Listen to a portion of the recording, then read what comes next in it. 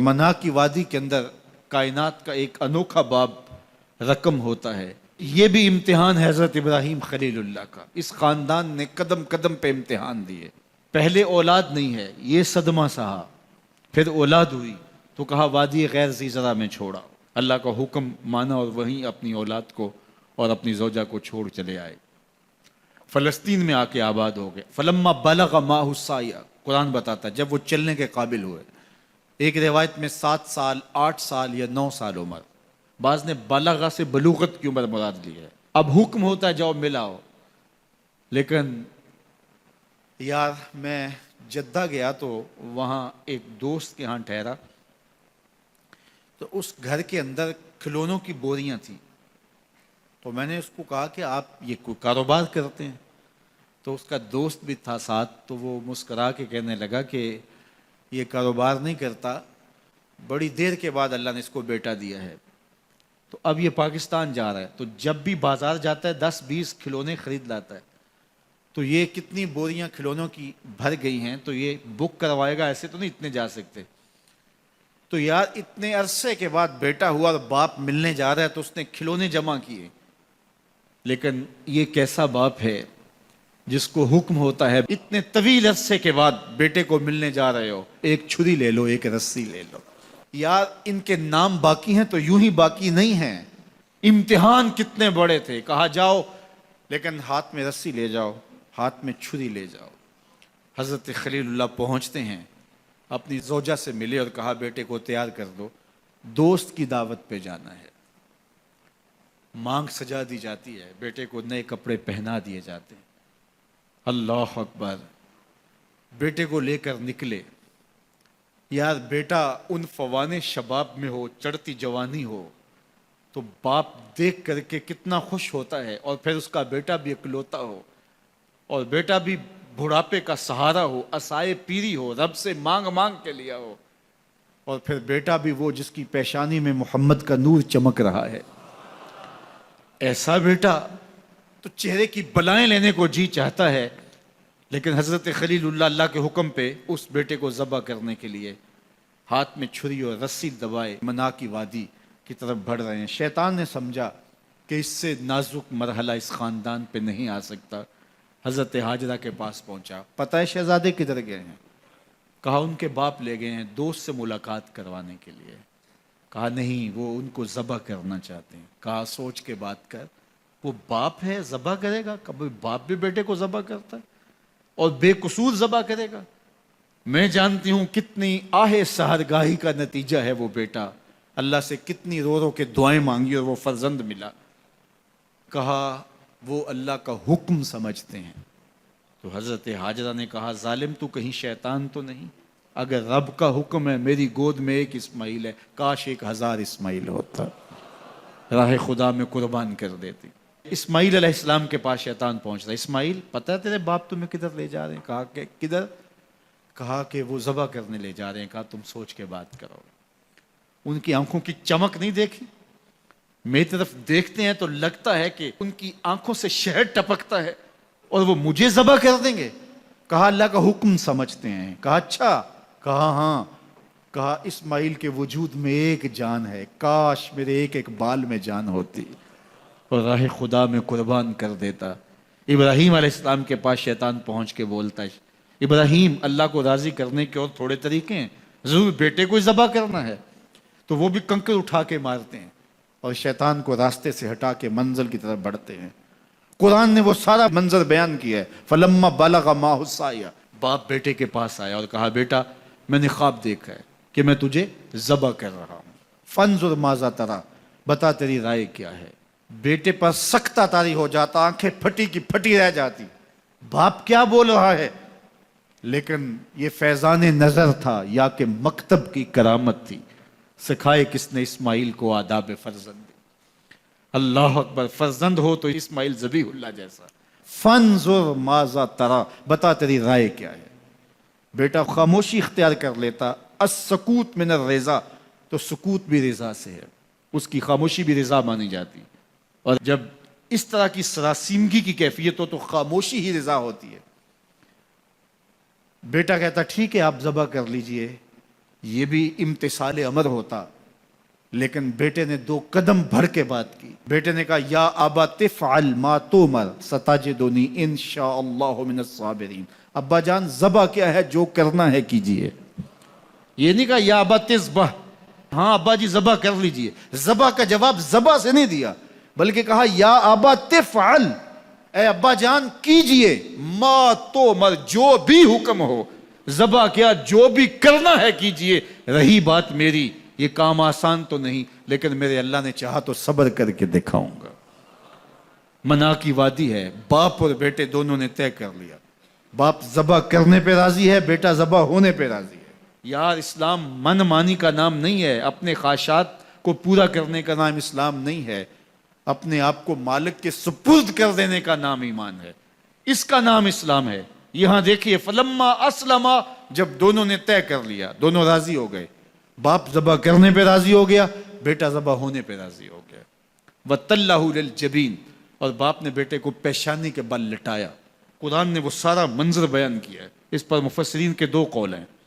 ایک یہ کہ الٹا لٹایا تاکہ کفا سے ذبح کروں، گردن کے پچھلے حصے پر چھری رکھ کے ذبح کروں گا، منمونا چہرہ میری آنکھوں کے سامنے نہ ہو اور میرے دل کے اندر کوئی جذبہ رحم نہ جاگے جس سے اللہ کے حکم کی تعمیل میں دیر ہو جائے. اور دوسرا معنی یہ کیا کہ آپ جانور قربانی کے لیے جو ذبح کرتے ہیں تو اس کی گردن کو بل دے کے اس کی پیشانی کو زمین پہ لگا دیتے ہیں تاکہ یہ رگیں تن جائیں اور ذبح کرنے میں آسانی ہو. حضرت اسماعیل کی معصوم گردن کو بل دے کر کے ان کی پیشانی پتھر کے ساتھ جوڑی گئی. وَتَلَّهُ لِلْجَبِينِ، پیشانی کے بل یوں لٹایا گیا کہ گردن کھل جائے اور بیٹے کو ذبح کرنا آسان ہو. آنکھوں پہ پٹی باندھ لی کہ یہ منظر تو دیکھا نہیں جا سکے گا، اللہ کے حکم کی تعمیل بھی بہر صورت کرنی ہے. سعادت مند بیٹا بولتا ہے ابا جان مجھے رسیوں سے جکڑ لیجئے، کہیں ایسا نہ ہو کہ میں تڑپوں اور اللہ کا حکم پورا کرنے میں آپ کو دیر ہو جائے. باپ بیٹے کو رسیوں سے جکڑ لیتا ہے، ہاتھ میں چھری پکڑی ہے، ذبح کرنے لگتے ہیں تو بیٹا بولتا ہے ابا جان رسیاں کھول دیجئے. کیوں؟ آپ کا منصوبہ، آپ کا پروگرام تبدیل ہو گیا. کہا نہیں. تو پھر کیوں رسیاں کھولوں؟ کہا کہیں ایسا نہ ہو کہ کل کا مورخ لکھے کہ باپ ذبح کرنا چاہتا تھا، بیٹا ہونا نہیں چاہتا تھا، باپ نے باندھ کے کیا. کھول دیجئے، نہیں تڑپوں گا. رسیاں کھل جاتی ہیں. بیٹا پیشانی کے بل لٹایا ہوا ہے، ہاتھ میں چھری پکڑی ہے، منا کی وادی ہے، کارکنان قضاء و قدر کی چیخیں نکل رہی ہیں، حوریں تھرا رہی ہیں، زمانہ کانپ رہا ہے، منا کی وادیوں پر تھر تھراہٹ ہے. مالک قیامت آنے والی ہے. فرشتے بھی پوچھ رہے ہیں کہ مالک کیا ہونے والا ہے. کہا تم کہتے تھے انسان کو پیدا کر رہا ہے، سجدے تو ہم کریں گے، ذرا میرے بندے کی ادا تو دیکھو، ذرا میرے بندے کا انداز محبت تو دیکھو، میری فرما برداری، انقیاد امر اور اطاعت اور امتثال امر کی مثال تو دیکھو، ذرا دیکھو میرا بندہ میرے حکم کی تعمیل کیسے کر رہا ہے. اللہ اکبر. کائنات آنکھیں جھپک رہی ہے، سورج منہ چھپا رہا ہے کہ یہ منظر دیکھا نہیں جا رہا، اور منا کی وادی تھر تھر کانپ رہی ہے کہ ایک بوڑھا باپ ہاتھ میں چھری پکڑے اپنے نونہال فرزند کو ذبح کرنا چاہ رہا ہے. عجیب منظر ہے کائنات کے اندر. حضرت ابراہیم آگے بڑھے، بیٹے کی گردن پہ چھری رکھی اور پوری قوت کے ساتھ چھری کو جنبش دی. اللہ اکبر. لیکن ایک بال بھی نہیں کٹا. پاس پڑے پتھر پر چھری کو مارا. لما تقطع یا سکین، چھری کاٹتی کیوں نہیں؟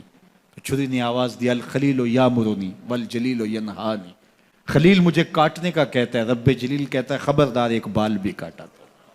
کہا چھری تیرا کام تو کاٹنا ہوتا ہے. کہا حضرت آگ کا کام بھی تو جلانا تھا، جس نے آگ کو جلانے سے روکا تھا آج اس نے مجھے کاٹنے سے روک دیا. اس کا یہ مفہوم بھی نکالا جا سکتا تھا کہ میں نے تو چھری چلا دی، اب چھری نے کچھ نہیں کیا تو میرا کیا قصور. اللہ اکبر. دوبارہ چھری تیز کی اور حلق پر چھری کی نوک رکھی اور اپنا سارا وزن ڈال دیا. گردن کٹ گئی، خون بہنے لگا اور دل میں تھا کہ اتنا بڑا کام جو میں نے کر لیا. لیکن جب پٹی کھولی تو دیکھا منظر بدلا ہوا ہے. جس کو بیٹا سمجھ کے ذبح کیا وہ بیٹا نہیں تھا، دمبا تھا. اور جبریل امین پاس کھڑے ہیں اور اسماعیل مسکرا رہے ہیں. بے ساختہ زبان سے نکلا اللہ اکبر. تو حضرت اسماعیل بولے لا الہ الا اللہ واللہ اکبر. جبریل بولے اللہ اکبر وللہ الحمد۔ اب یقین تھا کہ یہ سارا اہتمام ادھر سے، جبریل کا آنا اور دمبا پڑا ہے اور ذبح پڑا ہے اور جبریل امین موجود ہیں تو یہ یہی لے کر آئے ہوں گے، اور بیٹا مسکرا رہا ہے۔ یہ سارا منظر، یہ قرینہ حالیہ بتا رہا تھا کہ یہ سارا الوہی اہتمام ہے، رب نے قربانی قبول کر لی۔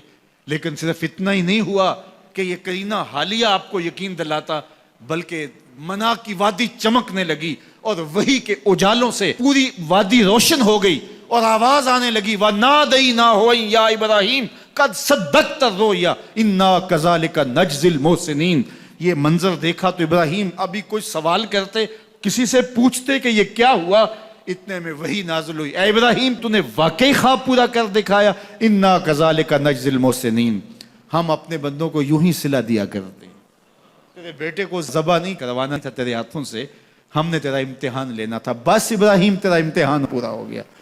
ہم نے تیری سنت کو اب قیامت تک کے لیے باقی رکھا، قیامت تک کے لیے باقی رکھا۔ اور پھر خود میرا رب کہتا ہے سلام علی ابراہیم، ابراہیم تیرے اوپر سلام ہو۔ اللہ اکبر۔ منا کی وادی کے اندر حج کے موقع پر 40 لاکھ حجاج ہیں، تو کچھ شیوخ عرب کے اور باقی عمراء مخیر سعادت مند لوگ 100 قربانیاں بھی پیش کرتے ہیں، تو کروڑوں قربانیاں منا کی وادی میں ذبح ہو رہی ہوتی ہیں اور حدود حرم میں، اور بے ساختہ زبان پہ نکلتا ہے سلام علی ابراہیم۔ ہر سال یہ شور و غوغا ہوتا ہے کہ اس مرتبہ قربانی بہت مہنگی ہے، شاید زیادہ لوگ قربانی نہیں کر پائیں گے، لیکن جو ہی موسم قربانی کا آتا ہے گلیوں اور بازاروں کے اندر جانور گھوم رہے ہوتے ہیں اور ان کو دیکھ کے بے ساختہ زبان پہ آتا ہے سلام علی ابراہیم، ابراہیم تیرے اوپر سلام۔ تو یہ کتنا بڑا امتحان تھا، کتنی بڑی آزمائش تھی، لیکن اس آزمائش سے سرخرو نکلے، نمبر بھی پورے 100 حاصل کیے، کامیاب اور بامراد اور کامگار ہوئے۔ آج ہمیں اس سنت کو باقی رکھ کر کے ہمیں وہ یاد تازہ کی جا رہی ہے کہ میرے ایسے بندے کہ جو میرے حکم پہ اپنی سب سے عزیز چیز بھی قربان کرنے سے گریز نہیں کیا کرتے۔ ہمارے ایک بزرگ فرمایا کرتے تھے کہ ہر بندے کا ایک اسماعیل ہوتا ہے، جب تک وہ اپنے اسماعیل کی گردن پہ چھری نہیں رکھتا رب کا قرب نصیب نہیں ہوتا۔ تو جو تمہاری محبوب چیز ہے اس کو راہ خدا میں جب تک قربان کرنے کا جذبہ نہیں پاؤ گے، تب تک تمہیں وہ منزل نصیب سعادت کی نہیں ہوگی۔